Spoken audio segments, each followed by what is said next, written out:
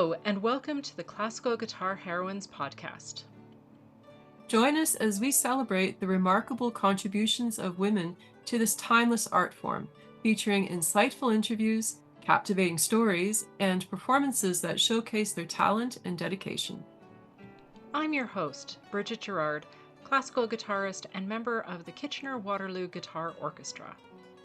And I am your host, Mariette Stevenson, founder, music director, and conductor of the Kitchener-Waterloo Guitar Orchestra, and professor of guitar at Wilfrid Laurier University and the University of Waterloo. We are excited to bring you the lives and music of these classical guitar heroines, past and present, and to share with you their enduring impact on music and our world.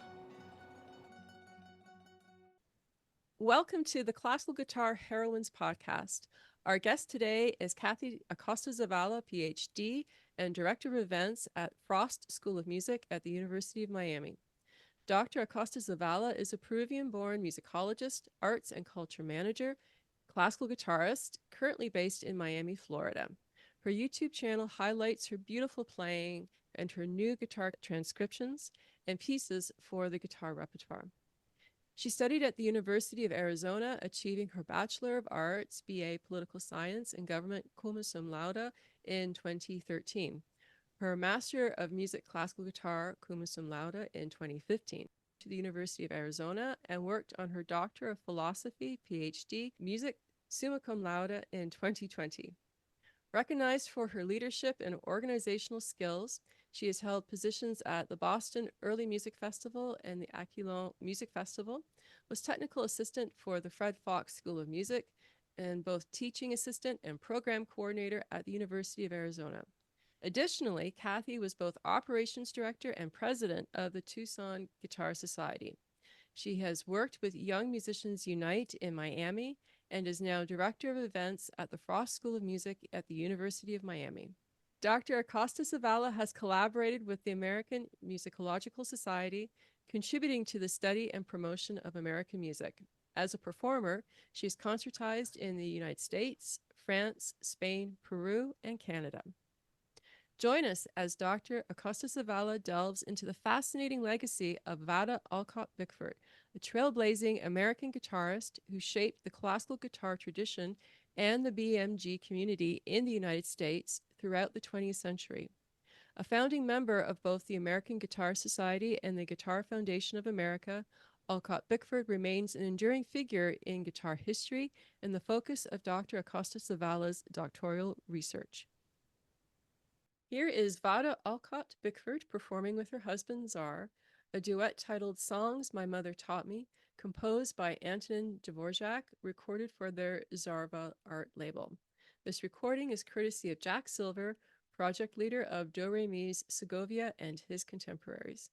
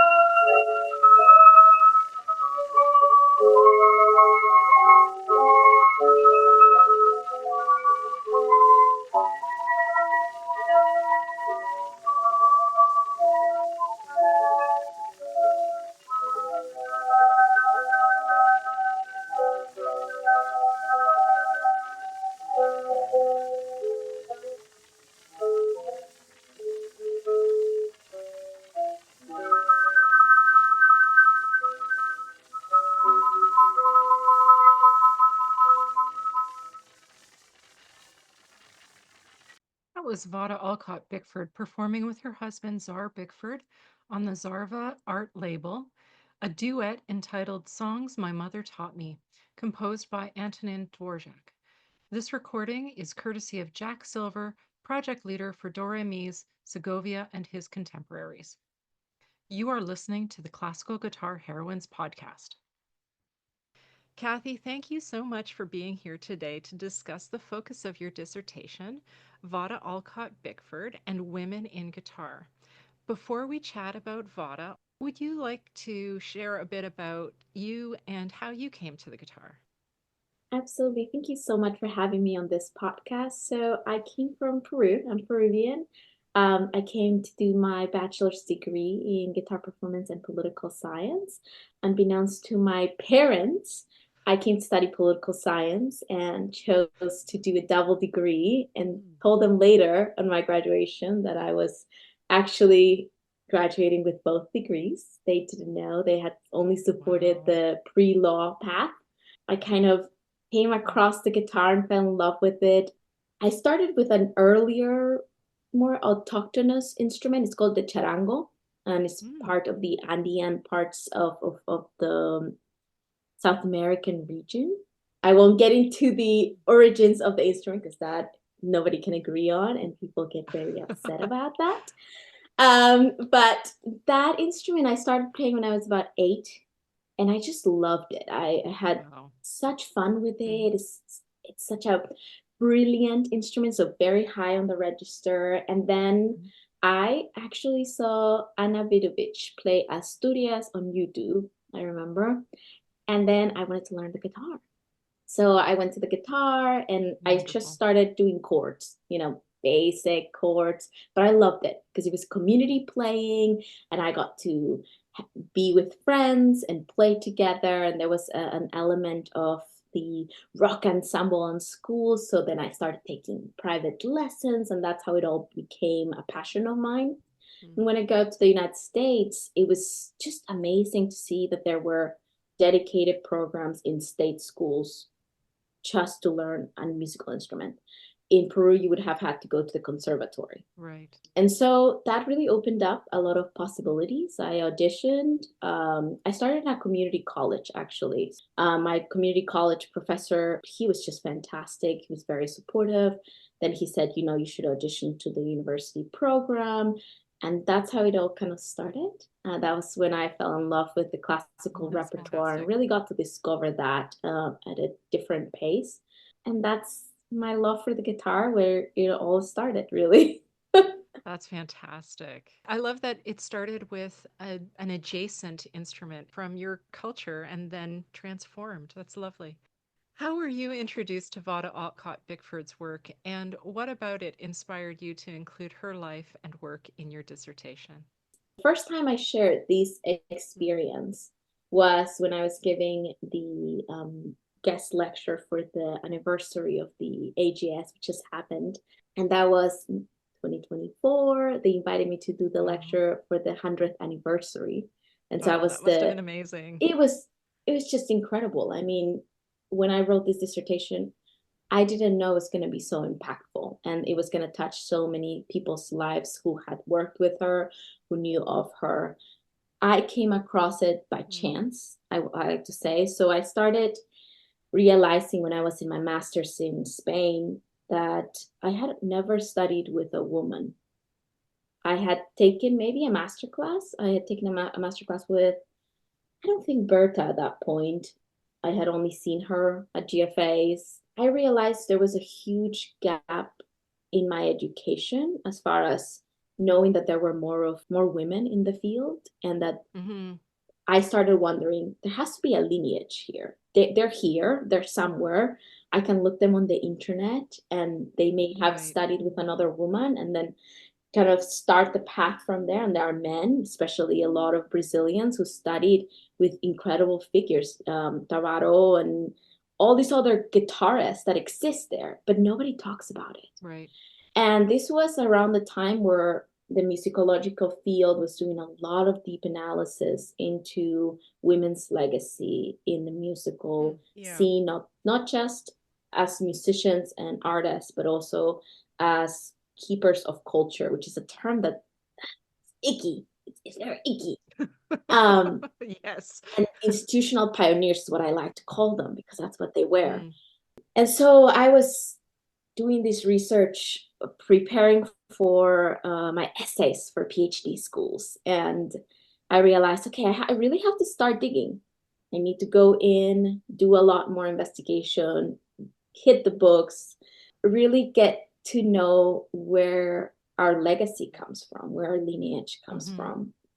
And I ran across many names, Ida Presti, Maria Luisa Nido, and there were already books written about them, or at least articles written about them. So I was like, okay, I'll start there.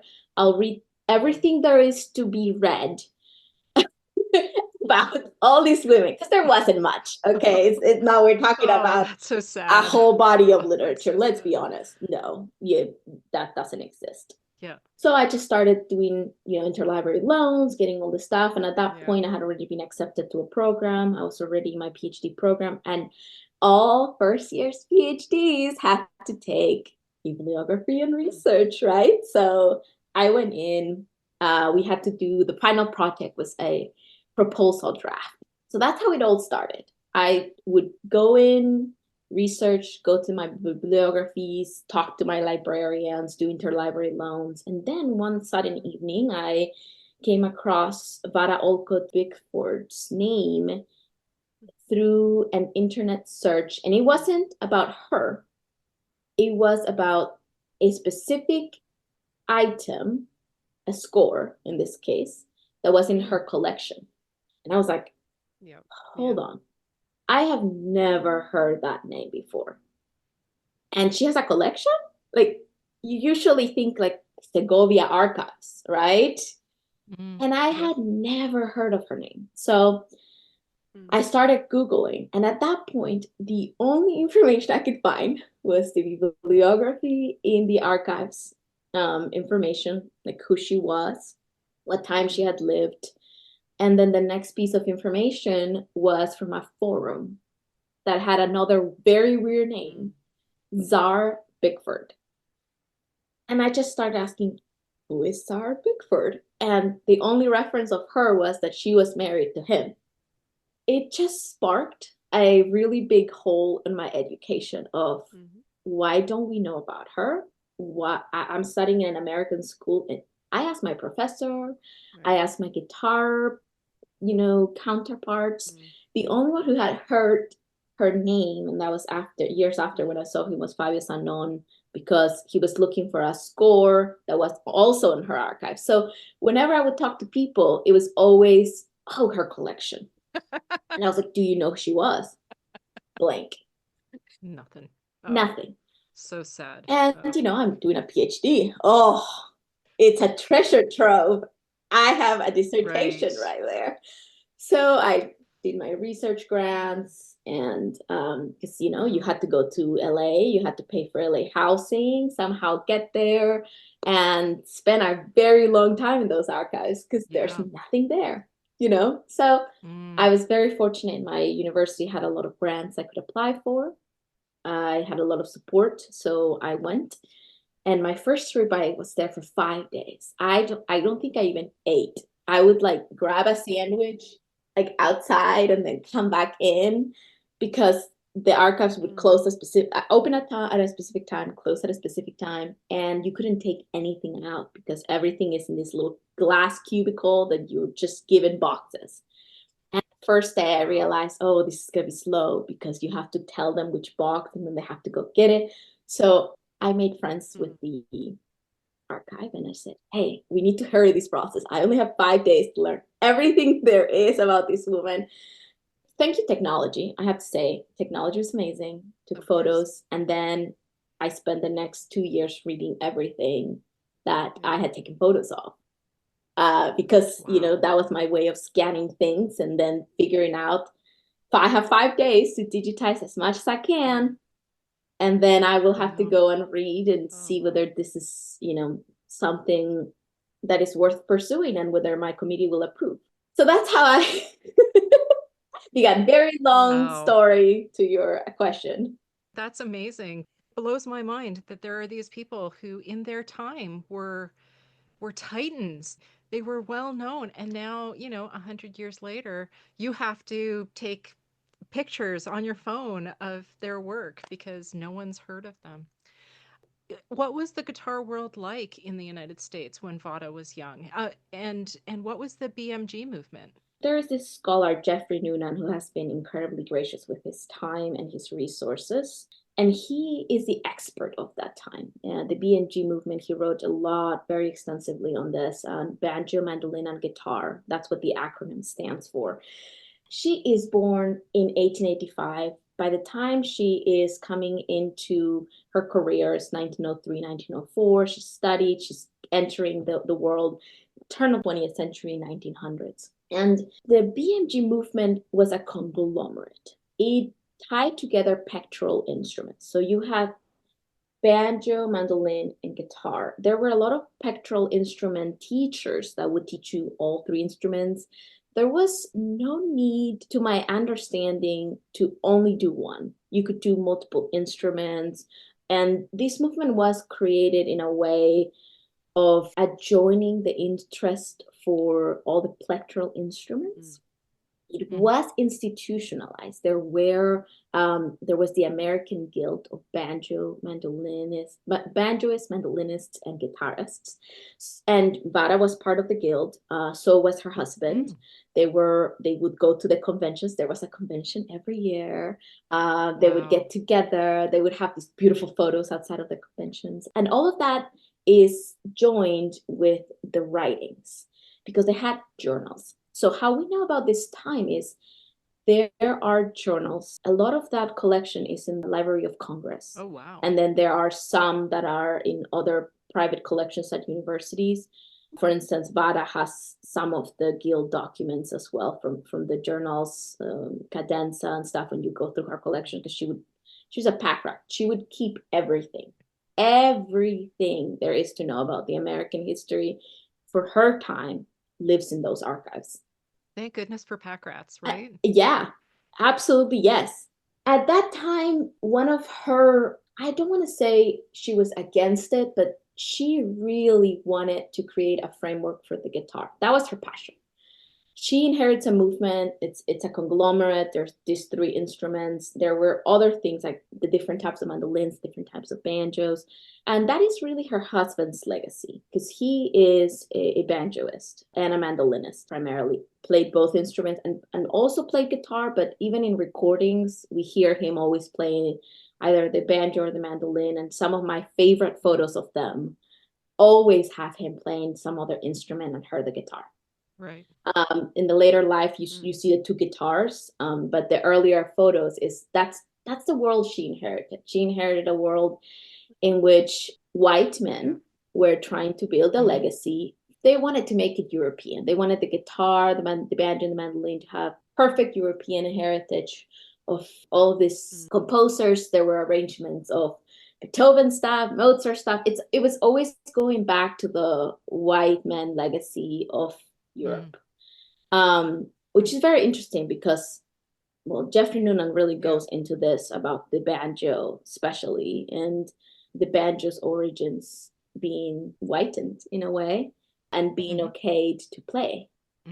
So during this time, there was an institutionalization. They were journals. There was an effort to try to make the pectoral instruments as important as the piano. What I got the sense of when I was reading all these journals. Right. It's funny because the first intent of the American Guild, and I went through this on my dissertation, was educational. They wanted to establish a pedagogical standard. Yeah. That got really tricky really fast, and they had to change their course. Yeah. That was never achieved. But I mean, it's even being tried right now. There is not going to be a universalization of how we teach an instrument. Good luck to anybody who comes up with that, or is able to get enough people to agree to something. That was the gist of the world she lived in. And that is on the institutional side and the lineage that is coming out of the 19th century, 1800s, late 1800s. But if you ask me about the BMG movement as far as women, right? Were women part of this? Because that was the biggest question. And Noonan does dedicate a chapter of this and does give you an overview of their presence. I wanted to see whether they had a voice. So part of my dissertation talks about the column that was dedicated for the ladies of the banjo, mandolin, and guitar. And what were they doing? Like, was there a column just for them? Well, yes, there was, because they were part of the large, big market that was trying to change, right? You're telling a young woman, oh, part of her duties of, their education is not just learning the piano, but maybe they could learn the banjo or the mandolin or the guitar. And you have all these only women plectral ensembles, which had already become a thing in Europe, especially in Britain. Some of my colleagues have fantastic research. Mariette, I think you specialize in one of them. And so that is coming to America. That's coming into boarding schools, to the legacy that will be inherited here in America. It's happening. And she is part of that whole conglomerate, because in those columns, they would write about other women. Oh, let me tell you about Miss blah, blah, blah from blah, blah, blah.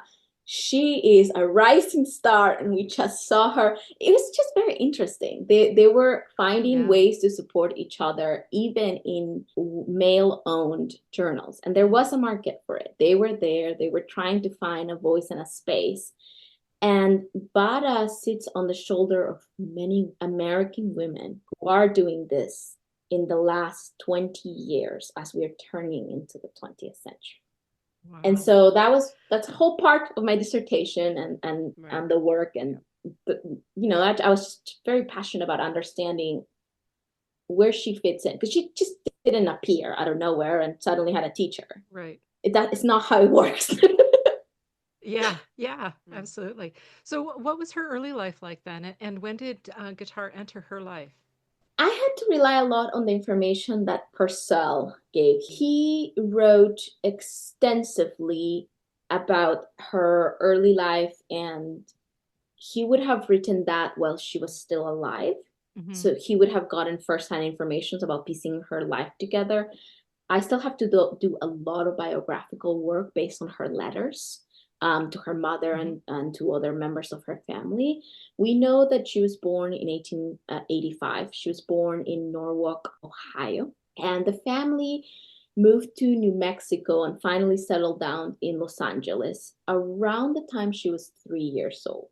The records from Purcell said that she started studying around the age of 8. And she met George C. Lindsay. Now, George C. Lindsay is going to become a very pivotal figure.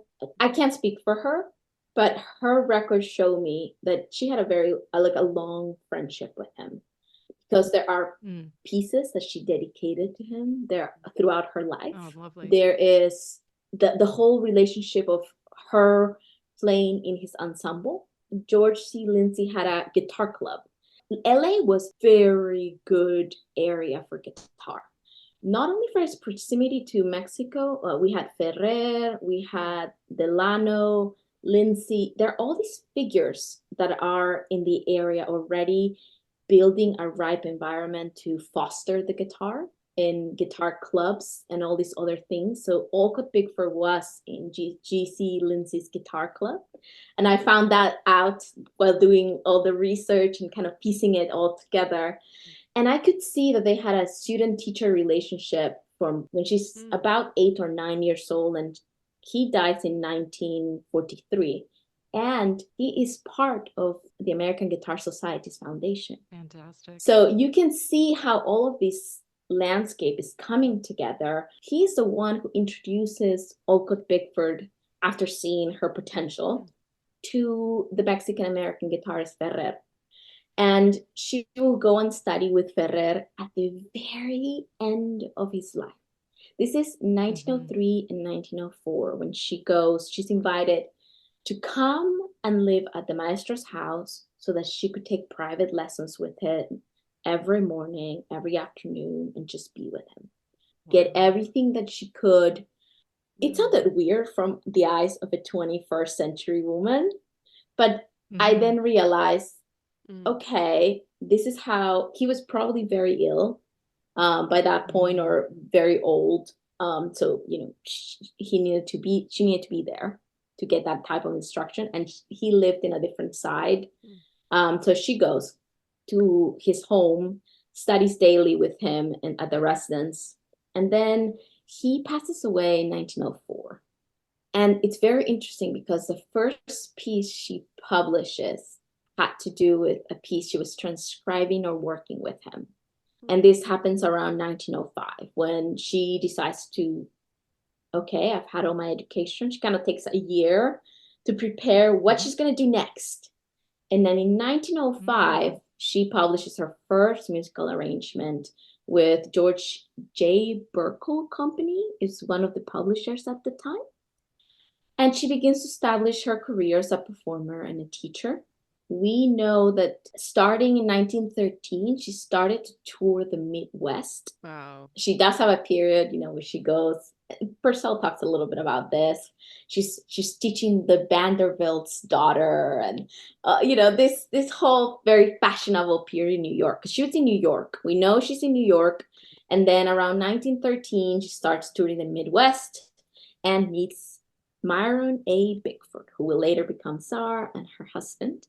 At that time, they're just meeting. We have correspondence of them really clicking musically. He was married. He was older, a lot older than Vahdah was. In this case, Ethel, because her name wasn't Vahdah at that time. So it's very confusing. But they meet, and then we know that Myron was already a very renowned figure within the movement, within the BMG movement. He was an active member of the Guild. He was a director of the Cleveland Mandolin Orchestra. He already had a career. He had his method as well for mandolin, which I've heard fantastic things about. And then we know that they form a duet. In 1913, they decide, okay, why don't we do the Bickford Olcott Duetists? And they form this duo. They're playing concerts in Ohio, and they meet once more in 1914 at the BMG Guild's National Conference. So we know towards the end of 1914, they're still together, and they move to New York at this time. It is unclear at what time they got married. I have to still find the marriage certificate and figure out by when was he able to divorce his wife, and that gets a little bit murky, and I haven't done the biographical work yet. And this is something that's on my to-do list. Right. Yeah. And so they're happily married. They change their names. Myron becomes Tsar. Ethel becomes Vahdah. And we know they were happily married until 1963 when he dies. Both Czar and Lindsay will be part of that conglomerate of people who come together to form the American Guitar Society. So that's more or less her life and a little bit of what happens in the meantime while she's doing all these other things. Here is Dr. Candice Mowbray performing I Love You Truly, composed by Carrie Jacobs Bond and arranged for solo guitar by Vahdah Olcott Bickford, shared with us courtesy of Candice Mowbray.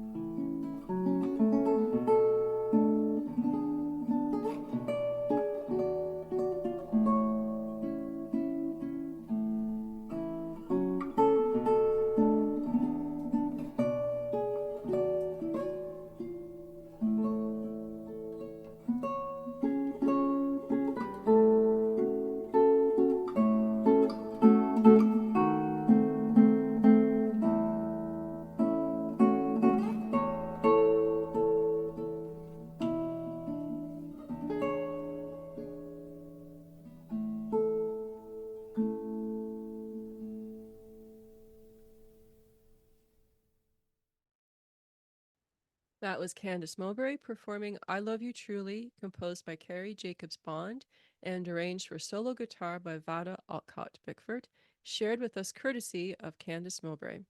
You are listening to the Classical Guitar Heroines podcast. And she's also credited with being the first woman to actually make a guitar recording. And she did that in 1919. I was wondering, can you talk about this recording? I've been trying to find more information about this because the 1919 recording, I believe that's biographical information that comes from Purcell. I have not been able to find more information about this. My records say that around 1920s, because I don't know the exact date of when they formed the Tsar Publishing Company, and then they formed the recording company, which is Sarva Arts Record Company. So they formed these two entities, and I am not sure when she would have made the first recording, what that recording was. That is part of more biographical research I need to do on my own. But I do know that that is a date that is said in historical records and in the biography Purcell made of her. Circling back to her marriage to Tsar in 1915, I mean, you've already touched on this, but after they got married, how did that change her life and her career? That is a tricky question. There is so much about doing research on a woman that lived on a different era than you do, because you're always looking at the past and trying to make sure that your 21st century values do not color your perception of what that person might have been feeling. And so all I can tell you is what the research shows without trying to put my own personal twist into it. Since they meet, what I see on both their output as far as the pieces they record, the work they do, their publishings, right? The music they published, is that they found each other musically and they just clicked. Earlier in their marriage, you're seeing both of them not only start their duet, but they start a recording company together. They start a publishing company together. And they start composing together.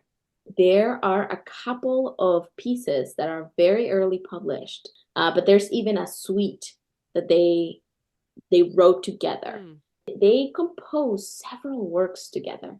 And that's part of the second part of what I want to keep doing is listen to those works, because nobody plays them.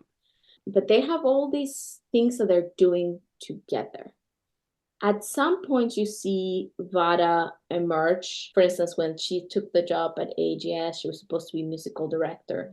She wanted musical directorships, control over what they were going to play, how they were going to play it. And she wanted to have her own thing. And then Lindsay is first appointed president. And then Lindsay falls a little bit ill, and Tsar takes on the presidency shortly after that. I wonder, would she have wanted to be president? Or was she being respectful of the caliber of musician that Tsar was and respectful of his role? Because he was president of the American Guild of Banjoists, Mandolinists, and Guitarists for a period. Wow. Okay. He brought in so much experience with him. And so there are some times where you wonder. I feel like the relationship they built was of togetherness in a musical marriage, that they were supporting each other. And she was building her own thing. He had his own thing as well. He becomes a conductor in LA. So he's doing a lot of conducting in some Hollywood circle. I still have to pin down those connections. And she still likes to build organizations, and she really liked upkeep of those organizations, because somebody had to keep the books running and the correspondence running and all this logistics. And so she is wearing so many hats throughout this relationship. But every endeavor that I've seen her undertake, starting with their marriage onwards, with the exception of her role with the Women's Chamber Society, we're together. So that tells me something. And the photos I've seen, them visiting friends, they love playing together. Hmm. Those are my Right. favorite photos.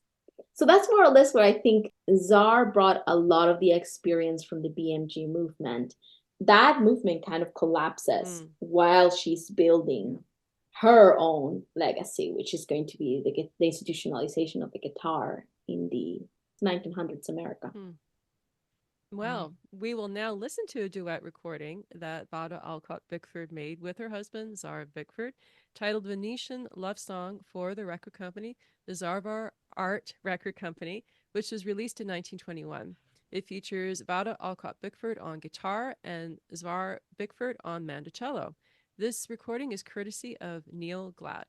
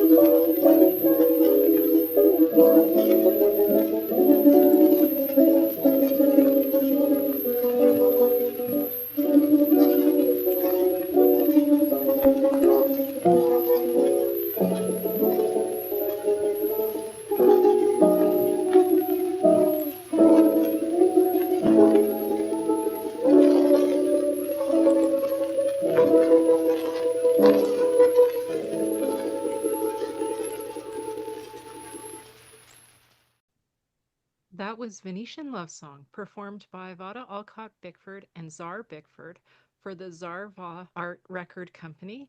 This recording is courtesy of Neil Glad. You are listening to the Classical Guitar Heroines podcast. So, Kathy, can you discuss a little bit about Vahdah's writing for the BMG journals? I know you touched on it a bit, and then how she promoted the classical guitar. Absolutely. And before I answer that question, I just remembered they write the story of the strings. That's a piece. I'll do a little more research because I'm pretty sure I have the commercial that they ran to publicize the composition. Right. But I remember that coming up. And they played it at AGS concerts because I just went through my list. They played it in 1st of November of 1930. Oh, wow. In an American Guitar Society meeting, yeah. But yeah, let me answer the question about her writings. Vahdah was extremely prolific. You asked about Czar and Vahdah, and it always goes back to that relationship because how she got the column that she wrote. So she wrote for 2 publications. I yet have to find out how she was booked for those gigs in short sentences. My hunch, I don't know if this is true. I haven't found a letter saying, okay, this is how she got the job. But when she begins her relationship with Czar, she's already part of the BMG movement. She's already playing at conventions. She's working on it. So she gets engaged to write for 2 publications. And I don't think it hurt that her husband was very involved in this movement as well. Right. Yeah. I don't think she got it because of him. I'm not saying that whatsoever. I'm just saying connections like that are important in every field. And they still are. Right. And when she comes and writes, yes. Again, not to uncredit anybody. I'm just trying to give you a full picture of how supportive he would have been in this case. If they had asked him, I'm sure he would have recommended her, because that's kind of the relationship they had from what I could see in the letters. So she writes for 2 major BMG publications.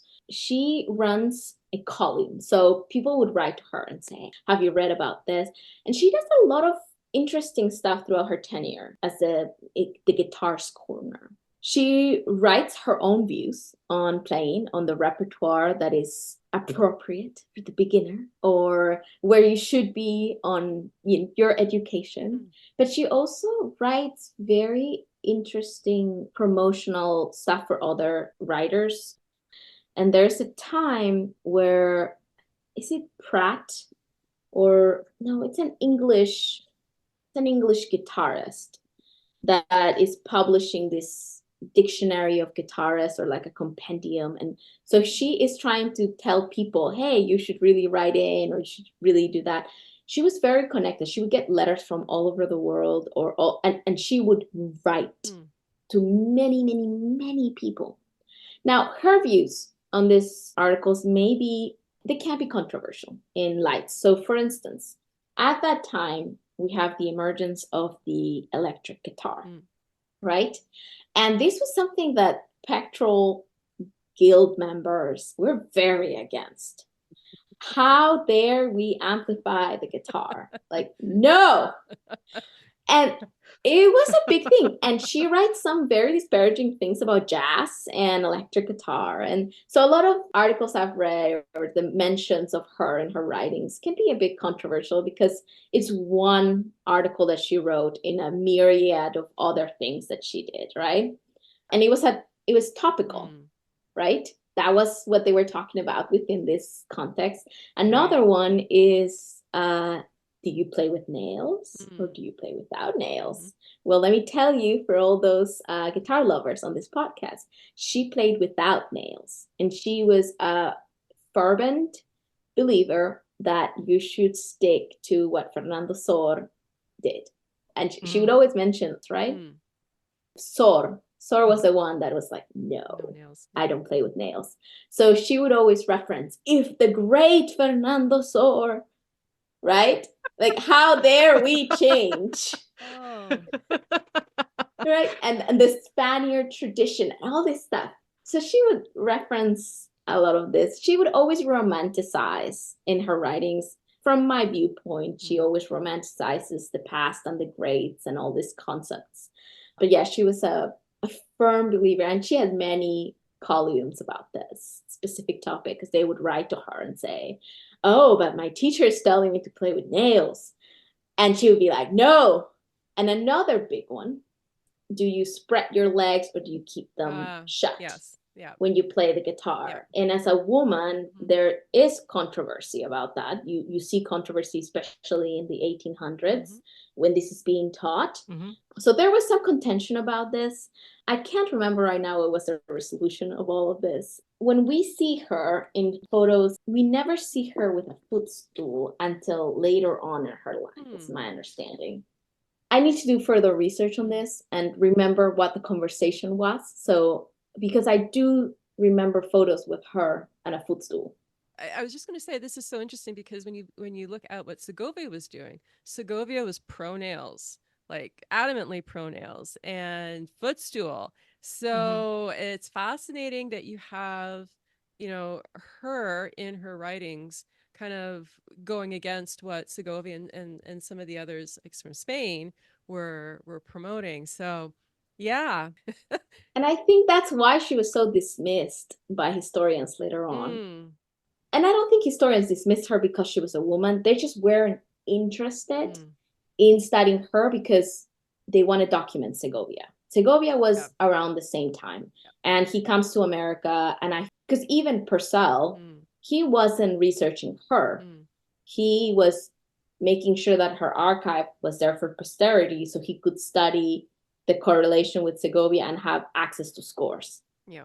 Was kind of my feeling, because he was one of the historians who first studies the whole Segovia and publishes, and that's all this stuff. So I just feel like she was a controversial figure. Even when you talk to her students, she had her one way of doing things. And that worked for her. That was the way she believed on keeping guitar culture in the United States. Yeah, I believe it was no footstool, but then she changed her mind later on. Fascinating. Because I'm just trying to go through like the photos that I've seen, and I remember this being a topic of contention. Yeah. But you're right. She was doing and saying things that were changing, and there's this newcomer. She was very big on tradition. And she does have a period of time when she's very experimental. Okay? She's writing, she's playing other women's works. She's trying to energize this. She's coming from this legacy of, okay, let's support women. And she does support women in different ways. For instance, the Women's Chamber Music Society that she starts later on in her life, and she's playing with women and trying to keep that specific women's clubs history that she inherits, right? In LA, those were huge with the suffragist movement. So yeah, I forget the question, BNG Journal. So yeah, that kind of gives you a little bit of the of the aspects. They are controversial, they are topical, but they're very informational. Yes. Okay. I read so many of this and just kind of like question mark every time she mentions a new composer that I've never heard of. And then you go into her archive and there it is. That's his music. And there's a lot of kind of like treasure troves of those kind of names popping up. And she does talk a lot about methodology and teaching as well, because she published her methods, which will later come. It's a really interesting period of time. I want to do a lot more research on these periods, and I think many of my further publications will touch upon those controversies. It's a guitar world. There are always going to be controversies. I feel like no one's ever happy. Still. So don't even mention nail polish, right? I didn't even know that was a controversy. Oh, the Segovia. It's Segovia. Like there are stories about how some women who would show up for Segovia master classes like in the 50s and he wouldn't teach them, or he would certainly comment if they had nail polish on, or even rings, because he was like, no, if you have rings on, if you have anything on your hands, it takes away from the experience of watching you play, and it becomes a distraction, in his words. And it's interesting I'll just touch briefly what you're saying with Vahdah. Seems to me that her career kind of parallels Segovia in that Segovia also believed in promotion of the guitar and writing. He had so many people who he encouraged to write for the guitar, education and how to play, and concerts and composers.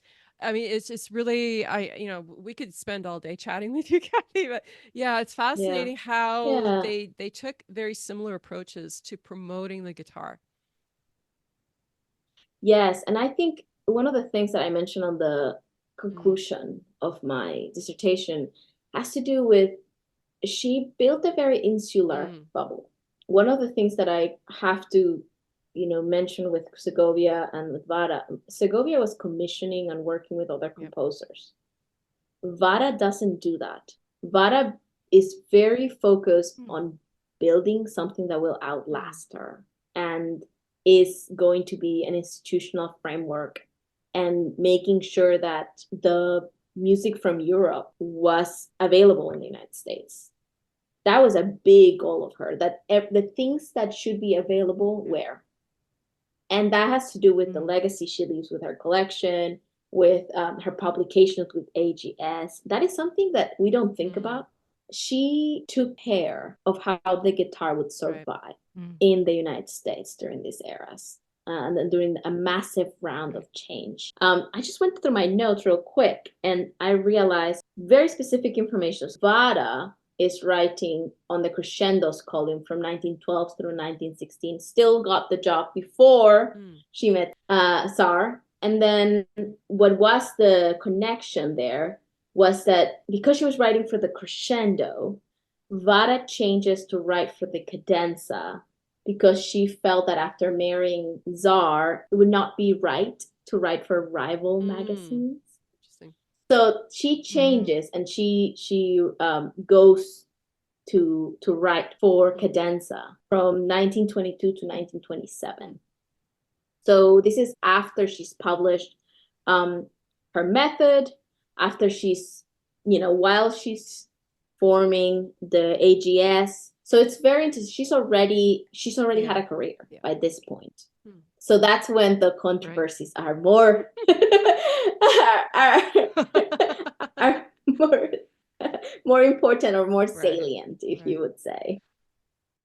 Here is Vahdah Olcott Bickford performing with her husband Czar, a duet titled To a Wild Rose, composed by Edward McDowell, recorded for the Zarva Art label. This recording is courtesy of Jack Silver, project leader for Do Re Mi's Segovia and his contemporaries.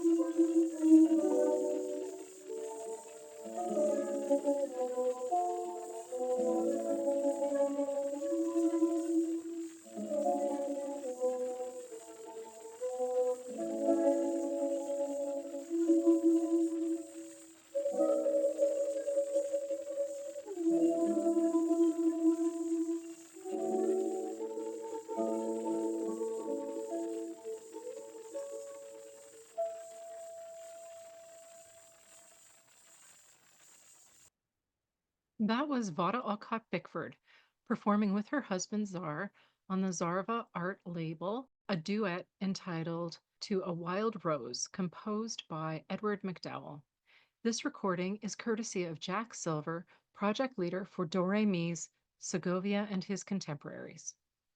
This is the end of the episode, but not the end of the discussion with Kathy Acosta Zavala.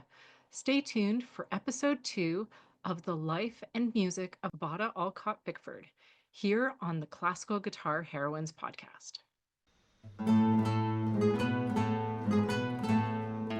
We would like to thank the fantastic Dr. Kathy Acosta Zavala for speaking with us today about her research on Vahdah Olcott Bickford.